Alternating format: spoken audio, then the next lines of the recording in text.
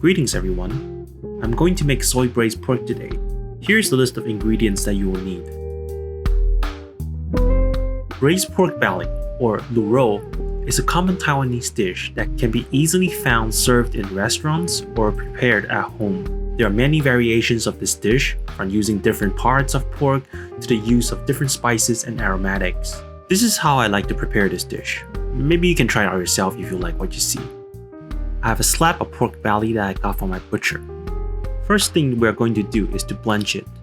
Blanching meat prior to braising is a common technique employed by most Chinese cooks. You can brown the meat as well. Browned meat produces a toasty flavor, but since I'm not looking for those flavors today, I'll be blanching it. We're also not cutting the meat, but instead cooking it as a whole piece. As for the reason, we'll cover it later in this video. All we're doing now is to give it a rinse, then we can move on to prep our spices.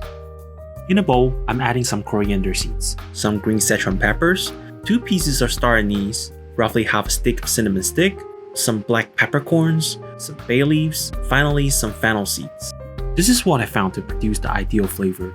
Once we have prepped our spice, next thing to do is to wake them up. To do so, get a frying pan on medium heat and dump in all our spices. We want to gently toast the spices to wake up the aroma. Pay attention to the smell.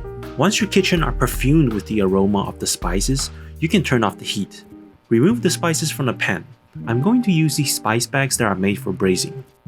If you have cheesecloth, they will work as well. You can add the spices directly into the pot, but since we're not eating them, I want to be able to easily strain them out later. Now we can move on to braising.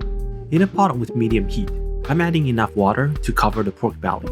Next, I'm adding soy sauce and Chinese rice wine to give it our base flavor. If you don't have Chinese rice wine, you can substitute it with sake. The purpose of the alcohol is to remove some of the gamey flavor from the pork. Once the braising liquid has come up to a boil, add in the spices and 1 whole garlic. Next, adding 1 tablespoon of sugar and 1 teaspoon of salt. Cover it up and turn the heat down. Now, we'll let it braise over the next hour. After about an hour, my pork is pretty tender. The color is not quite there yet. I want a darker soy color on the meat, so I'm adding in about 1 tablespoon of dark soy sauce and just let it sit in the braising liquid over the next 30 minutes or so. After half an hour, we can move on to our next step. I'm taking out the meat and leaving it in the fridge to chill and firm up. Recalling an earlier remark regarding the reason behind braising the pork whole. It is because I want thin and precise cuts with my braised pork, and braising it whole is the only way to get that. If I cut the meat into thin slices prior to cooking, it will shrink and curl up.